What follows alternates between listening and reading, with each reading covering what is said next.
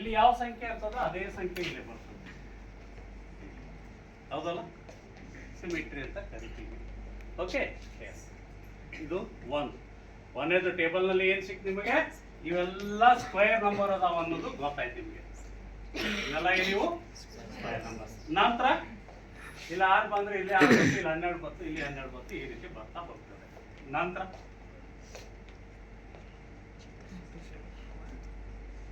Same ಅದೇ ರೀತಿನೇ continue ಆಯ್ತು. ಆದ್ರೆ ಇಲ್ಲಿ ಇನ್ನೊಂದು ವ್ಯತ್ಯಾಸ ಏನು?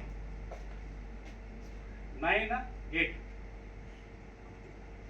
ಎಷ್ಟದ ವ್ಯತ್ಯಾಸ? ಡಿಫ್ರೆನ್ಸ್ 1. 8, 5 ಡಿಫ್ರೆನ್ಸ್ ಎಷ್ಟದ? 3 ಅದ. ಇಲ್ಲಿ 1, ಇಲ್ಲೇ 3 ಅದ. Okay, right. ಅದೇ ರೀತಿ ಮುಂದೆ ಹೋಗೋಣ ಅಂತ. ಓಕೆ, ಈಗ ವ್ಯತ್ಯಾಸ ನೋಡೋಣ ಅಂತ. ಇದು ಒಂದು ಮೇಜರ್ ಲೈನ್, ಇದನ್ನ ಇಟ್ಕೊಂಡ್ಬಿಡೋಣ. Major line. ಓಕೆ, ಇದು ಕಂಪ್ಲೀಟ್ ಆಗ್ಯದ. ಈಗ ಇದು ಕಂಪ್ಲೀಟ್ ಆಗ್ಯದ. ಇದು ಎಷ್ಟದ? 30 ಅದ. ಇಲ್ಲೇ ಡಿಫ್ರೆನ್ಸ್ ಎಷ್ಟದ? 2. ಇಲ್ಲೇ 4, 6, 10. ಡಿಫ್ರೆನ್ಸ್ 8 ಡಿಫ್ರೆನ್ಸ್ ಆಗ್ತದೆ, ಹೌದಾ?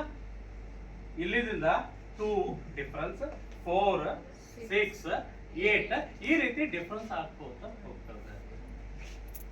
ಈ ರೀತಿ ನಾವು ಫುಲ್ಫಿಲ್ಮೆಂಟ್ ಮಾಡ್ತಾ ಹೋಗ್ಬೋದು. ಟೇಬಲ್ಸ್ ಆಗ್ಬೋದಲ್ಲ ಈಗ?